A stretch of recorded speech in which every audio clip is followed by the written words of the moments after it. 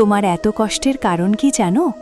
ভগবান শ্রীকৃষ্ণ বলেন, সব কষ্টের কারণ মানুষ হয় না। কিছু কষ্ট আসে তোমার অতিরিক্ত আশা থেকে। তুমি যত বেশি আশা করবে তত বেশি তুমি ভেঙে পড়বে। কারণ আমাদের জীবন সেভাবে চলে না যেভাবে আমরা চালাতে চাই। তাই অতিরিক্ত আশা ছেড়ে নিজের কর্ম করে যাও। সময় এলে ভগবান তোমাকে তোমার প্রাপ্য সব কিছুই দিয়ে দেবেন। রাধে রাধে।